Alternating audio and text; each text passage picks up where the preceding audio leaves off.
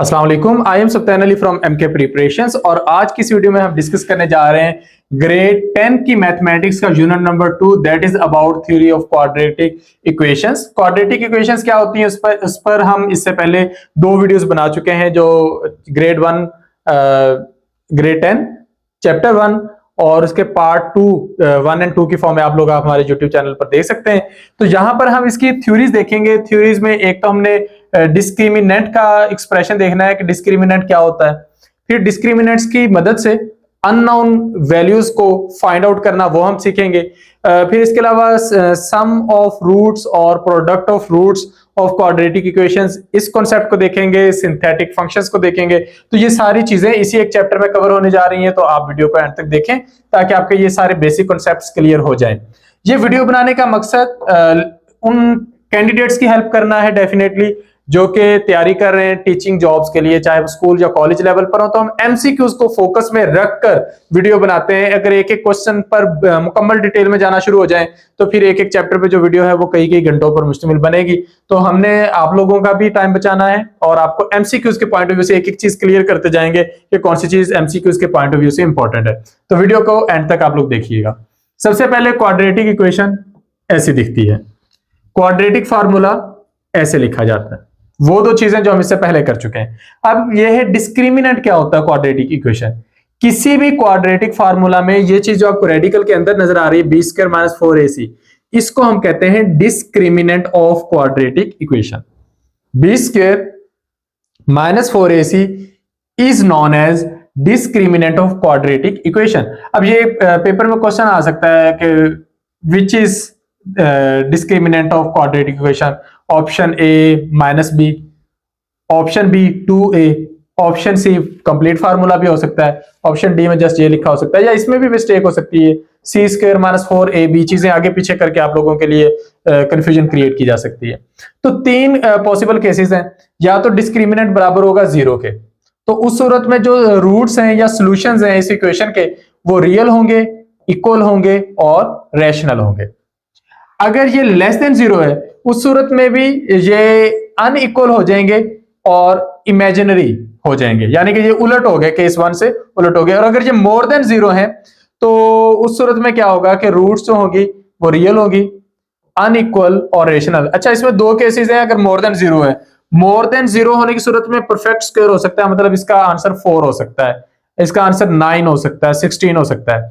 या फिर ये नॉट अ परफेक्ट स्क्वायर, इसका आंसर 3 हो सकता है, 7 हो सकता है, 8 हो सकता है। तो अगर ये परफेक्ट स्क्वायर है तो रियल, अनइक्वल और रेशनल। और अगर परफेक्ट स्क्वायर नहीं है तो रियल है, अनइक्वल है लेकिन इररेशनल है। अब कॉन्सेप्ट को दोबारा देखें। अगर तो डिस्क्रिमिनेंट 0 के बराबर है तो ये रूट्स जो हैं ये इक्वल है, और अगर ये 0 के बराबर नहीं है तो अनइक्वल है। अनइक्वल वाली बात तो हो गई क्लियर। उसके बाद बात आ गई रेशनल या इररेशनल। तो जो हमारे पास केस 2 है ये हमारे पास इमेजिनरी है, ये हमारे पास रियल नहीं रहा। और जो केस 3 है इसमें रियल तो है लेकिन रैशनल तब होगा अगर ये परफेक्ट स्क्वायर होगा, और इररेशनल होगा अगर ये परफेक्ट स्क्वायर नहीं होगा। तो अब आपने ये प्रॉपर्टीज कर लेनी याद। इन्हीं प्रॉपर्टीज की बेस पर एमसीक्यू बड़े आराम से बन जाना है। आपसे क्या किया जाएगा कि डिस्क्रिमिनेंट फाइंड आउट करने को कहा जाएगा और कहा जाएगा कि बताएं कि इसका डिस्क्रिमिनेंट रूट्स के बारे में क्या इंफॉर्मेशन दे रहा है, रियल है या इमेजिनरी है, इक्वल है या अनइक्वल है, रेशनल है या इरेशनल है। कई तरह से क्वेश्चन बन सकता है। फॉर एग्जांपल हम पहला क्वेश्चन सॉल्व करते हैं। X square plus 9x plus 2, ए की वैल्यू 1 क्योंकि इसका कोएफिशिएंट लिखा नहीं हुआ, बी की वैल्यू 9, सी की वैल्यू 2। अब आपके पास एबीसी की वैल्यूज हैं, इसको फार्मूले में पुट करें, आपके पास डिस्क्रिमिनेंट है 73। अब 73 इज ग्रेटर देन 0, हम केस 3 में चले गए। केस 1 है इक्वल टू 0, केस 2 है लेस देन 0, केस 3 है ग्रेटर देन 0। अब ये ग्रेटर देन 0 है, क्या ये परफेक्ट स्क्वायर है?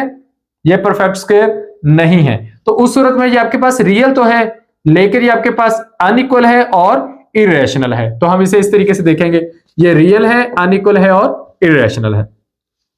नेक्स्ट है, इसका उन्होंने कहा है कि examine the nature of roots of the following quadratic equation. आप इसे सॉल्व करते हैं और आपके पास आंसर आ जाता है इक्वल टू 0। चले आप केस 1 में आ गए, रियल, इक्वल और रैशनल के केस में। नेक्स्ट है डिस्क्रिमिनेंट, फिर हमारे पास आ गया 73 ग्रेटर देन 0। अब ये भी परफेक्ट स्क्वायर नहीं है, तो रियल है, अनइक्वल है और इरेशनल है। आपने ये चीज तैयार करनी है और इसके बाद चाहे 10 की बजाय 100 एग्जांपल्स कर लें, आपने नेचर फाइंड आउट करनी है। अगर आप इसमें गलती पर हैं तो जितनी मर्जी एग्जांपल्स करें आप गलती ही करेंगे, अगर आप इसमें क्लियर हैं तो उसके बाद गलती करने के चांसेस जो हैं वो मिनिमम हो जाएंगे। फॉर एग्जांपल यहां पे हमारे पास डिस्क्रिमिनेंट आ गया 361। अब थोड़ा सा आप लोगों को मैथ में अच्छा होना पड़ेगा, जरा सोचें कि 361 किसका स्क्वायर है।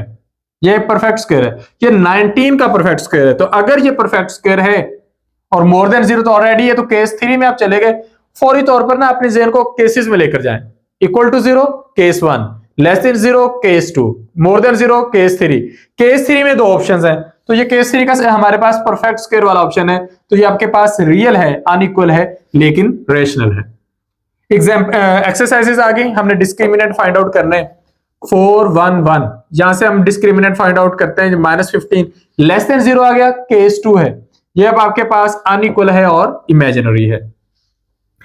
नेक्स्ट है डिटरमिन द नेचर और roots of the following equations and verify the results. हमने रिजल्ट्स वहां पे डेफिनेटली वेरीफाई नहीं करने, हमने इनको सिंपली सॉल्व करके ही देखना है, तो उस डिटेल में हम नहीं जाते।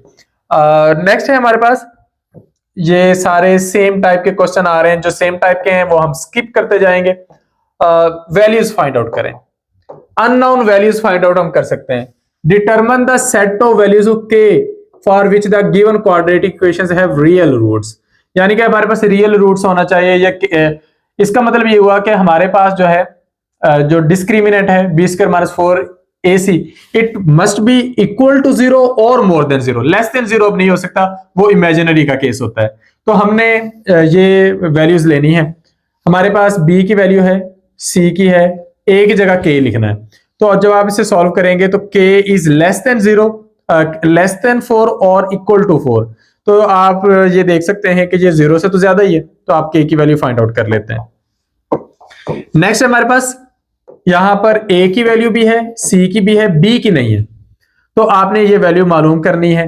आप इसके अंदर ये पुट करेंगे, k square is greater than और इक्वल टू 24, तो k जो है इसकी वैल्यू आपने फाइंड आउट करनी है। आप लोगों को रेडिकल खत्म करना है, तो उसके लिए ये आ जाएगा 2 रेडिकल 6। तो अब ये देख लें 2 बता रहा है, क्लियरली बता रहा है कि इट इज मोर देन 0, तो ये 0 से ज्यादा है। तो लेकिन अगर हम माइनस पुट करें तो लेस देन 0 भी जा सकते हैं, तो ये दोनों तरीके से आपका सॉल्व हो जाएगा। अच्छा, ये वैल्यूज फाइंड आउट करने के फर्दर कॉन्सेप्ट्स हैं। नेक्स्ट कोई डिफरेंट टाइप ऑफ क्वेश्चन आता है तो उसको देखते हैं।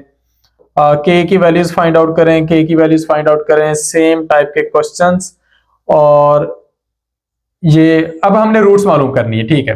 रूट्स की तरफ आते हैं। Determine whether the following quadratic equations and verify the results by solving them। हमने चेक करना है कि ये quadratic equations किस तरह की हैं। तो ये हमारे पास quadratic equation है, हम इसका discriminant निकालते हैं। तो discriminant है हमारे पास 5 which is more than 0। तो हमें पता चल गया कि इसके रूट्स जो हैं वो रियल हैं। तो अब इसके अगर रूट्स हमारे पास रियल हैं तो हम इसकी वैल्यूज पुट करके देखते हैं। जब वैल्यूज पुट करते हैं तो x के हमारे पास 2 पॉसिबल सॉल्यूशंस आते हैं, और ये जो पॉसिबल सॉल्यूशंस होते हैं किसी भी क्वाड्रेटिक इक्वेशन के, जो पॉसिबल सॉल्यूशन होते हैं, जो वेरिएबल की वैल्यू होती है, उसे हम क्या कहते हैं, उसे हम roots of the quadratic equation कहते हैं। तो अगर आपसे कहा जाता है डिस्क्रिमिनेंट फाइंड आउट करें, वो कोई और चीज फाइंड आउट करनी है, के फाइंड आउट करें वो और चीज है, ये रूट्स हैं। रूट्स सॉल्यूशंस होते हैं क्वाड्रेटिक इक्वेशन के। उसके लिए पहले हम डिस्क्रिमिनेंट के जरिए मालूम करते हैं कि रूट्स रियल है कि नहीं। तो क्वेश्चन बनेगा कि determine whether the following quadratic equations are real और नॉट। अगर वो रियल है तो फिर उनको वेरीफाई हम कर सकते हैं। अच्छा, नेक्स्ट है हमारे पास 6x² प्लस x माइनस 2। तो इसका आप डिस्क्रिमिनेंट फाइंड आउट करें।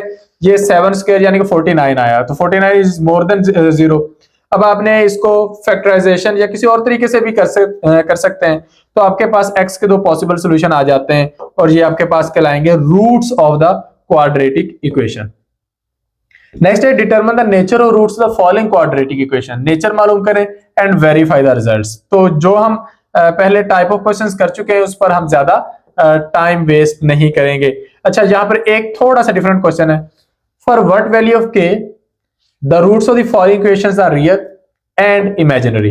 अब हमने दोनों तरह से करके देखना है। आपने क्या करना है, यहां से आपने के पॉसिबल सॉल्यूशंस निकालने हैं। अब के आपके पास पॉसिबल सॉल्यूशंस ये हैं। तो पॉसिबल सॉल्यूशंस में हमारे पास क्या होता है कि अगर रूट्स रियल हो तो आप ऑप्शन यूज करेंगे ग्रेटर देन और इक्वल टू, और अगर इमेजिनरी है तो ऑप्शन यूज करेंगे लेस देन। बाकी आपका जो आंसर है, आंसर सेम टू सेम आना है। यहाँ पे 9 डिवाइडेड बाय 8 है, यहाँ पे भी 9 डिवाइडेड बाय 8 है। तो आपसे एमसीक्यू में सिंगल वर्ड ट्रिक यूज किया जा सकता है और उसमें कहा जा सकता है find the value of the k if the roots are imaginary. अब आप सॉल्व करेंगे और आपको लगेगा कि ये लेस देन होना चाहिए, लेकिन ये मोर देन भी हो सकता है, यानी कि दोनों तरह की पॉसिबिलिटीज आपके पास यहां पे हो सकती हैं। अच्छा, नेक्स्ट है हमारे पास k x square plus 2x plus 1 which is equal to 0। ये एक इक्वेशन है, ए की वैल्यू के है, बी की 2 है, सी की 1 है। आप डिस्क्रिमिनेंट के जरिए रियल और इमेजिनरी का फर्क यहाँ पे निकाल लेते हैं।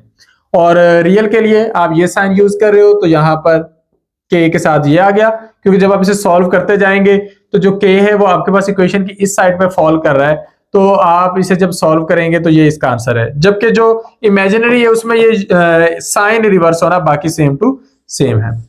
क्वाड्रेटिक इक्वेशंस के लिए डिस्क्रिमिनेंट के जरिए के की वैल्यू फाइंड आउट करना और दोनों को मिला के रूट्स को फाइंड आउट करना, ये कॉन्सेप्ट यहां पे हो जाता है कंप्लीट। सेकेंड मेजर कॉन्सेप्ट यहां पे शुरू होता है क्यूब रूट ऑफ यूनिटी। तो क्यूब रूट ऑफ यूनिटी हमारे पास कॉन्सेप्ट क्या है कि सपोज करें x को by the cube root of 1। तो अगर आप क्यूब रूट ऑफ 1 लेते हैं x को, तो आप इसको एक्चुअली इस तरीके से लिखेंगे x is equal to cube root of 1। एक होता है क्यूब ऑफ 1, एक होता है क्यूब रूट ऑफ। अगर क्यूब ऑफ 1 होता तो हम इसे इस तरीके से लिख लेते हैं, ये क्यूब रूट ऑफ। अच्छा, जब आप इसको रेडिकल को नहीं लिखना चाहेंगे तो आप इस तरीके से लिख सकते हैं। अब आप क्या करते हैं, आप इधर x का क्यूब लेते हैं, इधर इसका क्यूब लेते हैं, तो x का क्यूब, तो ये x cube is equal to 1। तो ये आपका कॉन्सेप्ट बन जाता है क्यूब रूट ऑफ यूनिटी। तो ये आपका कॉन्सेप्ट है। अब यहां से आपने इक्वेशन ड्राइव करनी है। आप +1 को इधर लाएंगे, -1 हो जाएगा, और ये आपके पास आ गई a cube minus b cube which is equal to a minus b multiply a square plus ab plus b square. तो अब आपने जहां जहां पे a और b यूज किया वहां पर x और 1 यूज करेंगे। तो जब आप इनको यूज करेंगे तो आपके पास ये बनता है these two factors are equal to 0।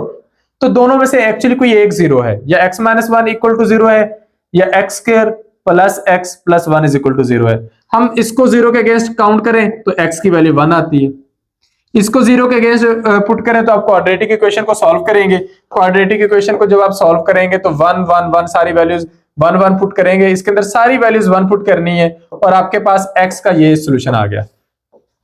एक आपके पास आसान सा सॉल्यूशन आया था कि x इज इक्वल टू 1। एक आपके पास ये वाला कॉम्प्लेक्स आ गया, तो उसको रियल रूट कहेंगे, इसको हम कॉम्प्लेक्स रूट का नाम देंगे। तो हमारे पास x की ये वाली वैल्यूज आ जाती है, इसे क्यूब रूट ऑफ यूनिटी का नाम देते हैं। मैं अगेन चीजें आपके लिए आसान करता हूं। देखिए, आपने यहां से आगाज लिया कि let x is equal to cube root of 1। हमने इसको सॉल्व किया, ये हमारे पास इक्वेशन आई, यहां से हमने ये क्वाड्रेटिक इक्वेशन बनाकर उसको सॉल्व किया।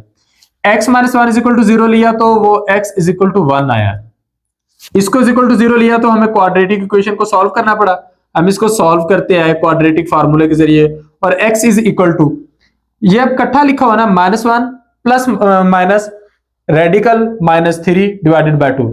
अब आप इसको दो तरह से लिख सकते हैं, x is equal to -1 plus radical -3 divided by 2, या -1 के बाद माइनस रेडिकल -3, यानी कि एक दफा प्लस का साइन यूज कर ले, एक दफा माइनस का। तो आप इसे दोनों तरह से सॉल्व कर लेते हैं। अब इस सारी इक्वेशन के दो सॉल्यूशन हो गए। एक तो आपके पास 1 आंसर आया था जो रियल सॉल्यूशन है, और एक आपके पास ये दोनों आए, इनको हम कॉम्प्लेक्स सॉल्यूशंस का नाम देते हैं। अब यहां पर हम एक और काम करेंगे। हमें पता है कि ये ना जो है इसके लिए हम एक टर्म यूज करेंगे ओमेगा की, तो हम x की जगह ओमेगा यूज करेंगे। तो omega is equal to -1 plus imaginary unit radical 3 divided by 2, और ओमेगा स्क्वायर जिसे हम इसका इनवर्स मानते हैं वो हमारे पास आ जाएगा -1। अच्छा, अब ये इनवर्स कैसे मानते हैं, क्या ये बस एज इट इज है? नहीं, ये एज इट इज नहीं है। अगर आप कह लेते हो कि हमने 1 डिवाइडेड बाय x की वैल्यू फाइंड आउट करनी है, तो आप 1 डिवाइडेड बाय क्या करेंगे, आप इसी को उलट करके लिखेंगे ना, आप इसी को सॉल्व करेंगे, और जब आप इसको सॉल्व करेंगे तो आपके पास ये इसकी वैल्यू आना शुरू हो जाएगी। तो उसे हम कहते हैं कि ये आपके पास ओमेगा स्क्वायर की वैल्यू आ गई है। तो आप इसे सॉल्व करेंगे तो एक आपके पास आ गया ओमेगा, एक आपके पास आ गया ओमेगा स्क्वायर। ओमेगा में आपने यहाँ पे प्लस का साइन यूज किया है, ओमेगा स्क्वायर में यहाँ पे -1 का साइन यूज किया है। तो पहली प्रॉपर्टी जो आपने यहाँ पे याद करनी है वो ये याद करनी है कि the sum of cube roots of unity is 0। आपने पिछला वो जो सॉल्व किया ना 1 plus x plus 1 divided by x, तो वो 1 plus omega square it is equal to 0। तो जब आप इनको सॉल्व करेंगे तो इनको सारे को सॉल्व करके देख लें, आपका आंसर 0 आएगा। तो ये प्रॉपर्टी जस्टिफाई होती है। आपने जस्ट ये प्रॉपर्टी याद कर लेनी है, the sum of cube roots of unity, जितने भी क्यूब रूट्स हैं यूनिटी के उनको जमा कर लें, उसका आंसर क्या आएगा? 0 आएगा। और जो प्रोडक्ट है इन सब की, अगर हम वो सारी निकालें तो प्रोडक्ट जो है वो हमारे पास इसकी आएगी 1। वो भी चेक कर लेते हैं, पहले हम इसी को फर्दर सॉल्व करते हैं। 1 plus omega square is equal to 0। मैं 1 को इधर ले जाऊंगा वो -1 हो जाएगा, ओमेगा को इधर लाऊंगा माइनस ओमेगा हो जाएगा, ओमेगा स्क्वायर को इधर लाऊंगा माइनस ओमेगा स्क्वायर। तो 3 इक्वेशंस हम इससे फर्दर बना सकते हैं, ये आगे हमारे काम आएंगी। कहीं पर ये इकट्ठा लिखा नजर आएगा तो हम इसकी जगह -1 यूज कर लिया करेंगे, ये इकट्ठा लिखा नजर आएगा तो माइनस ओमेगा यूज कर लिया करेंगे, और ये आएगा तो माइनस ओमेगा स्क्वायर हम यूज कर लेंगे। अच्छा, नेक्स्ट है प्रॉपर्टी है the product of cube roots of unity is 1। के ये जो तीनों थे हमारे पास 1 ओमेगा और ओमेगा स्क्वायर, इनकी जो प्रोडक्ट होगी वो 1 की इक्वल है। अब उसके लिए इस सबको मल्टीप्लाई करके देख लें, इसको तो कर लेंगे वो सेम टू सेम हो जाएगा, 2 मल्टीप्लाई 2 हो जाएगा। ये a plus b multiply a minus b वाला इस पर हाल होना है, तो a square minus b square हो जाएगा। तो -1 का square minus imaginary unit radical 3 का स्क्वायर। तो हमें पता है कि ये जो i स्क्वायर है इट इज इक्वल टू -1। तो ये इसका जब आप स्क्वायर लेंगे तो उसकी जगह -1 यूज कर सकते हैं। -1 जो है वो माइनस से मल्टीप्लाई होकर प्लस हो जाएगा, और आप इसे सॉल्व करेंगे ये आपके पास +3 हो जाएगा। 1 + 3 डिवाइडेड बाय 4। तो ये आपके पास ये जस्टिफाई हो जाता है कि इसका ये जो है इट इज इक्वल टू 1। अच्छा, तो ये हमारे पास है 1 multiply omega square, omega multiply omega square omega cube बनता है, तो ओमेगा क्यूब के ही पर आएगा, हम उसको इक्वल टू 1 लेंगे। अच्छा, नेक्स्ट है हमारे पास reciprocal of the cube roots of unity. जो क्यूब रूट ऑफ यूनिटी उसका रेसिप्रोकल क्या है? तो ओमेगा का reciprocal 1 divided by omega square है। ये स्क्वायर से कंफ्यूज नहीं होना, ये जो स्क्वायर है ये असल में उसका रेसिप्रोकल के लिए हम यूज कर रहे हैं। तो ओमेगा का रेसिप्रोकल ओमेगा स्क्वायर है और ओमेगा स्क्वायर का रेसिप्रोकल ओमेगा है, तो हम इसे इस फॉर्म में ले सकते हैं। इसको अगर आपने यहां से समझना हो तो ये इस तरीके से होगा, omega multiply omega square is equal to 1। तो अगर मैं ओमेगा स्क्वायर को दूसरी साइड पे ले जाऊंगा तो वो इस पर आ जाएगा। तो प्रॉपर्टीज तो आपने 2 ही याद करनी है, बाकी उन्हीं से ड्राइव हो रही है। एक प्रॉपर्टी है 1 plus omega square is equal to 0, और दूसरी प्रॉपर्टी है हमारे पास 1 multiply omega square is equal to 1। तो उससे वो हमने वो जमा वाली 3 प्रॉपर्टीज निकाली थी, और नीचे वाले से हम जो है ये मल्टीप्लीकेशन वाली प्रॉपर्टीज निकाल सकते हैं। तो ये हमारा सोल्यूशन है। अच्छा, नेक्स्ट है हमारे पास, अब हम एक क्वेश्चन सॉल्व करके देखते हैं। इसको हमने प्रूव करना है या शो करना है। X cube plus y cube का formula x plus y multiply. अच्छा, अब जो मल्टीप्लाई हमारे पास रूटीन में होता है इस सारे को सॉल्व करने के बाद, पूरे फार्मूले को ड्राइव करने के बाद, तो वो हमारे पास इस तरीके से आता है, यानी कि a cube plus b cube is equal to, ये हमारे पास आ जाता है a प्लस बी, और ये a माइनस ओमेगा बी और a minus omega square b. ये इस तरीके से आप इसे सॉल्व करेंगे। तो ये हमने इसको प्रूव करना है, हम उसके लिए क्या करते हैं, इसको सॉल्व करते हैं। तो ये हमारे पास इन दोनों को मल्टीप्लाई करेंगे, ये आ जाएगा। इसमें ओमेगा स्क्वायर प्लस ओमेगा हम कॉमन ले लेंगे।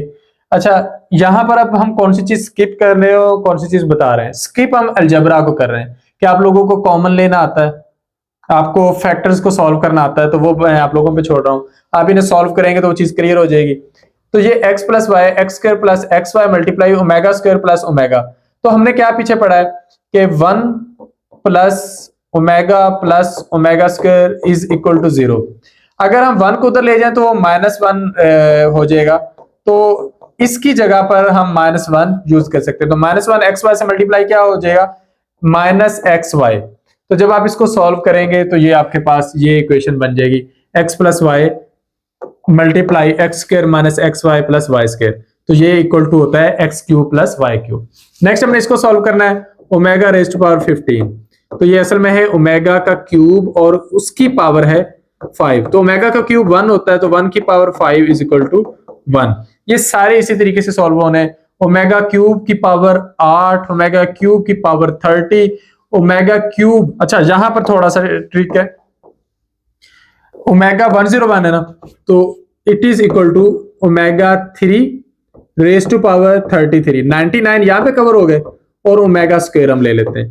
तो ये 1⁻33 मल्टीप्लाई ω², ये आपके पास आ गया 1 मल्टीप्लाई ω²। आप इसका आंसर जस्ट ω² भी लिख सकते हैं। तो यहां कहीं पर ये सॉल्व किया हुआ है, तो ये आपका लिखा हुआ आंसर आ गया कि आप इसको ω² की फॉर्म में लिख सकते हैं जस्ट। और ये आपके पास है ω⁻⁻²। अब ये जो आपके पास ω⁻⁻² है, आप इसको इस तरीके से ले जाएंगे और जब आप इसको करेंगे इक्वल, तो ये ओमेगा के बराबर आ जाएगा। ये आपका सोल्यूशन है। अच्छा, इसको सॉल्व करें, 1 डिवाइडेड बाय ω⁻13 है, तो 3⁴ 12 यहाँ पे कवर हो गया और एक ओमेगा रह गया। इसका तो आंसर 1 ही आना है, तो जो नीचे ओमेगा रह गया है इट इज इक्वल टू ω²। ठीक है, तो ये एक दूसरे के इनवर्स के तौर पर आप इनको यूज कर सकते हैं। तो ये कॉन्सेप्ट है क्यूब रूट ऑफ यूनिटी। आगे इसी की एक्सरसाइज है। अच्छा, find the cube roots of the following numbers. -1 पहले आपने +1 से किया था, यानी कि आपने x = 1⁻1 डिवाइडेड बाय 3 किया था। अब -1⁻1 डिवाइडेड बाय 3 करेंगे, तो अब थोड़ी सी इसके अंदर चेंजेस आ जाएंगी। तो पहले था सोल्यूशन 1 ω² अब है -1 -ω-ω²। ठीक है, तो आप इसे इस तरीके से सॉल्व करेंगे। आगे 8 है, आप 8 पुट करके देख लें उसकी जगह पर। तो जब आप 8 पुट करेंगे तो ये उसके अकॉर्डिंग आपके पास सॉल्व हो जाएगा। किसी एक को सॉल्व करके दिखा देता हूं ताकि आप लोगों को फर्दर कंफ्यूजन ना हो। तो पहले हम क्या करते हैं कि अगर हमने 1 कंसीडर किया था तो वो हमारे पास हो गया था x³ - 1 = 0। अब x³ - 8 = 0। ये x का क्यूब है, ये 2 का क्यूब है, तो जहां पे 1 आ रहा था वहां पे 2 आता जाएगा। बाकी तो आपके पास सेम टू सेम है। ये आपके पास क्वाड्रेटिक इक्वेशन है। क्वाड्रेटिक इक्वेशन को हम क्वाड्रेटिक फार्मूले के अंदर पुट करते हैं। x की वैल्यूज हमारे पास जो आ रही हैं वो ये आ रही हैं। एक तो हमने वो सिंपल रूट मालूम करना है और ये वो हमारे पास 2 आ जाएगा, और 2 कॉम्प्लेक्स रूट मालूम करने वो हमारे पास ये, तो रियल रूट और कॉम्प्लेक्स रूट। नेक्स्ट हमारे पास -27 है, तो माइनस को एक साइड पे करना पड़ेगा सॉल्व करने के लिए। तो इसे हम कर सकते हैं -3 या जस्ट +3 से भी कर सकते हैं। तो ये x³ + 27 = 0 है। इससे आगे सॉल्व करने का तरीके का वो ही होगा। नेक्स्ट ये है हमारे पास, इसको सॉल्व करें। जो आपके पास परफेक्ट क्यूब बन गए उनमें तो इश्यू कोई नहीं है, यानी कि x³ उसकी पावर 4, ये आपके पास x³ उसकी पावर 19, और ये 57 जस्टिफाई हो जाएंगे। एक ओमेगा अलग से लिखना पड़ेगा, और ये आपके पास आ रहा है 95। 95 के लिए हम क्या करते हैं, x³ की पावर 31 ले लेते हैं। 93 हमारे यहाँ पे कवर हो जाएंगे और ω² साथ वैसे लिखना पड़ेगा। तो ये आपके पास हो गया, जो ω12 था वो इस तरीके से लिखा गया। ये जो था 57 यहाँ पे जस्टिफाई हो गए और एक ओमेगा यहाँ पे लिखना पड़ा। 93 यहाँ पे जस्टिफाई हो गए और ω² यहाँ पे लिखना पड़ा। तो जो जस्टिफाई हो गया वो 1 रह गए, ये भी 1 रहेगा, ये भी 1, ये भी 1। तो ये हो गया 1 + 1 ओमेगा 1 ω²। तो ये आपका आंसर आ जाएगा, दैट इज इक्वल टू 0। ये चीज हम ऑलरेडी अंडरस्टैंड करते हैं। अच्छा, सेम नेक्स्ट आगे क्वेश्चन इसके आ रहे हैं, जो सिमिलर आ रहे हैं उनको हम चेक करेंगे। अच्छा, ये अब उस टाइप का क्वेश्चन आ गया जो हमने पहले इक्वेशन ड्राइव की थी, हमने इसको सॉल्व करना है। तो हम लेफ्ट हैंड साइड को सॉल्व करते हैं और इसको हमने 6 के बराबर ला के देखना है क्या वाकई ये 6 के बराबर है। तो हम इन दोनों को आपस में मल्टीप्लाई कर देते हैं, या हम इन दोनों को आपस में मल्टीप्लाई कर देते हैं। अगर आप इनको मल्टीप्लाई करेंगे तो ये आंसर आएगा, ये एज इट इज वैसे का वैसे। इसमें से जो w + ω+ω² अगर आप ले लें तो इसकी जगह -1 पुट कर सकते हैं, तो वो आपका सोल्यूशन ये हो जाएगा। इसमें ω² + ω सॉल्व करते हुए हमारा मकसद ये होता है कि कहीं ना कहीं हमें ना प्रोडक्ट में ये वाली सिचुएशन मिल जाए। हमें सिचुएशन मिल जाए कि ओमेगा प्लस ओमेगा स्क्वायर को हम -1 से रिप्लेस कर सकें। बाकी हमारे पास इसमें कोई इतनी ज्यादा टेक्निकल या खास बात नहीं है कि जिसपे हमें बहुत ज्यादा खपना पड़े। नेक्स्ट है वो वाला पोर्शन जिसके बारे में मैं पहले भी 2-3 बार कह चुका हूं कि इसमें से एमसीक्यू ज्यादा आते हैं। तो ये है roots and coefficients of a quadratic equation. किसी भी क्वाड्रेटिक इक्वेशन के अंदर रूट्स क्या होते हैं, उसके सॉल्यूशंस होते हैं। तो अब ये रूट्स को हम रिप्रेजेंट करते हैं अल्फा एंड बीटा से, यानी कि हमारे पास जो दो पॉसिबल बन सकते हैं, एक को हमने प्लस साइन के साथ ले लिया, एक को हमने माइनस साइन। पीछे आप ओमेगा और ओमेगा स्क्वायर कह के आए, तो अब आप यहाँ पे उसको जस्ट सिंपली अल्फा और बीटा कह लें। तो पहला है कि द सम ऑफ रूट्स, जो हमारे पास दोनों रूट्स का सम है वो हम कर लें, दोनों को जमा कर लें, तो हमारा आंसर आता है alpha plus beta is equal to -b divided by a। तो अगर हमें एक क्वाड्रेटिक इक्वेशन दी जाती है और हमें कहा जाता है कि find the sum of roots of this quadratic equation, हमें बहुत ज्यादा खपने और इतना सॉल्व करने की जरूरत नहीं है। हमने simply -b divided by a करना है और हमारे पास हमारा सोल्यूशन होगा। दूसरा है find the product of roots of quadratic equation. तो जो प्रोडक्ट फाइंड आउट करना है, आप इसको देख लें, इन्होंने इसको सारे को सॉल्व किया है और मल्टीप्लाई किया है। मल्टीप्लाई करने के लिए ये a plus b multiply a minus b, a square minus b square हो जाएगा, और ये 2a के साथ मल्टीप्लाई होकर 4a स्क्वायर हो जाएगा। तो जब आप सारे को सॉल्व करेंगे तो प्रोडक्ट के लिए आपके पास फार्मूला ये है। तो एट द एंड सारी मेहनत के बाद आपके पास दो फार्मूलाज आ जाते हैं। एक है sum of roots of quadratic equation और एक है product of roots of quadratic equation. आपने ये दो फार्मूलाज याद कर लेने और इसके बाद आप बेशुमार जो क्वेश्चंस हैं वो ठीक कर सकते हैं। तो चेक करते हैं। हमारे पास यहाँ पे पहला क्वेश्चन है, ये फार्मूलाज देने के बाद विदाउट सॉल्विंग, ज्यादा सॉल्व करने के बजाय आप जस्ट सम और प्रोडक्ट फाइंड आउट करें इस इक्वेशन की। a है 2, b है -3। ये गलती नहीं करनी, जो भी आपने कोएफिशिएंट उठाना उसका साइन साथ लाजमी उठाना है, और c -4। तो अब आपने अगर alpha plus beta find out करना है, सम फाइंड आउट करना है, तो आपने करना है -b डिवाइडेड बाय a। अब माइनस का साइन वैसे है, b की वैल्यू -3, ये माइनस फार्मूले का है, ये माइनस इक्वेशन से लिया गया है, and it is divided by a which is equal to 2। तो माइनस माइनस प्लस हो जाएगा, +3 डिवाइडेड बाय 2, हमारे पास इसका सम आ जाता है। और प्रोडक्ट के लिए आप क्या करेंगे, -4 डिवाइडेड बाय 2, यानी कि c बटा a करना है ना, तो c है -4, a है 2, तो ये आप करेंगे तो आपके पास ये आ जाएगा। तो इस तरीके से आप मालूम कर सकते हैं सम भी और प्रोडक्ट भी।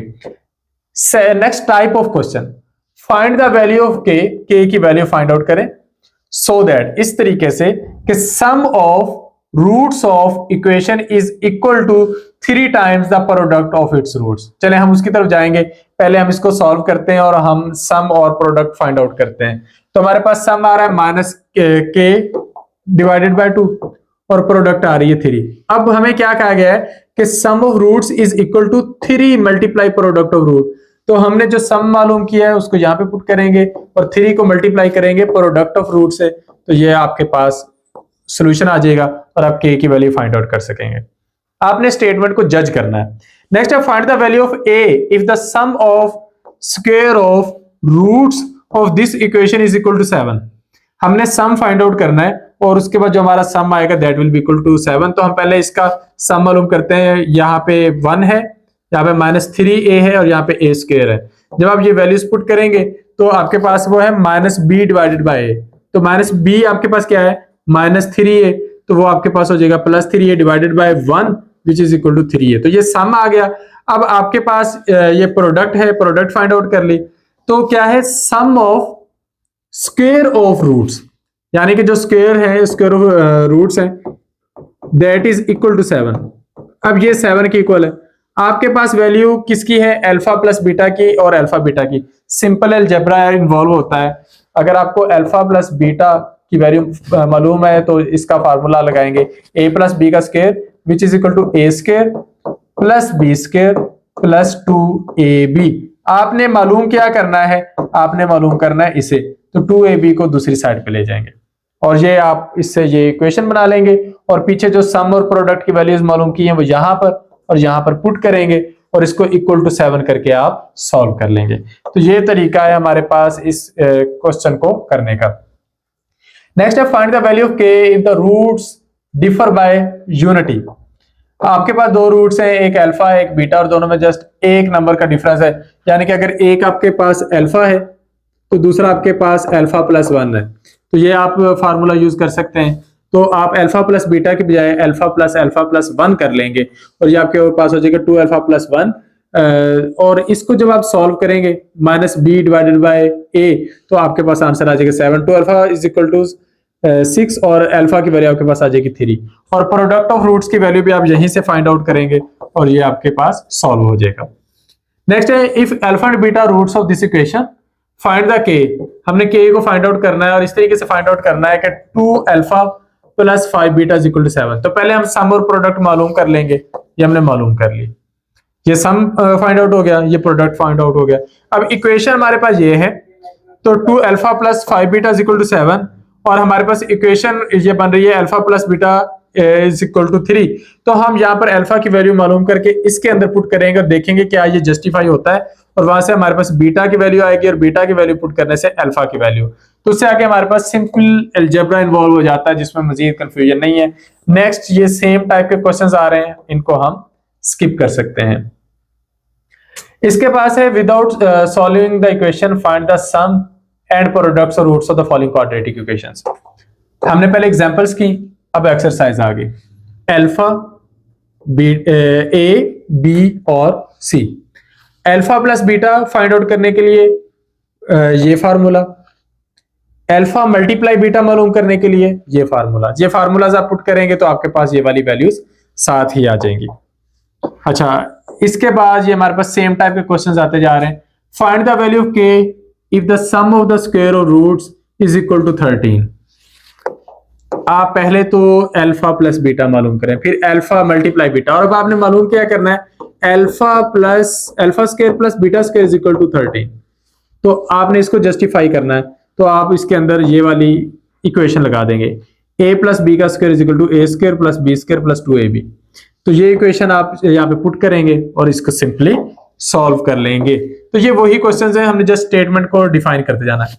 अब यहाँ पर फिर आ गया कि जो रूट्स हैं दे डिफर बाय यूनिटी, तो अल्फा प्लस बीटा जो है वो उनमें सिर्फ 1 का डिफरेंस है, तो हम क्या करते हैं कि अल्फा प्लस 1 ले लेते हैं और ये हमारा वो क्वेश्चन सॉल्व हो जाता है। नेक्स्ट है if alpha and beta are the roots of this equation find the case such that. अब हमने क्या करना है, हमने पहले तो सम की वैल्यू फाइंड आउट करनी है, इनका सम टोटल मालूम करना है, फिर हमने इनके प्रोडक्ट फाइंड आउट करनी है। जब हमारे पास सम और इसकी प्रोडक्ट आ जाएगी तो उसके बाद हमने इन्हें इक्वेशन के अंदर पुट कर देना है, ताकि जहां पर रिक्वायर्ड वैल्यू जो ऐसी हो हम उसको मालूम कर सके। जहां पे प्रोडक्ट रिक्वायर्ड नहीं है उसको वहां पर सॉल्व करने की जरूरत नहीं है। तो ये हमारे पास ये जो चैप्टर है, चैप्टर नंबर 2, इसका पार्ट 1 कंप्लीट हो जाता है। पार्ट 2 हम इसकी सेकंड वीडियो में देख सकेंगे। Thank you, Allah Hafiz.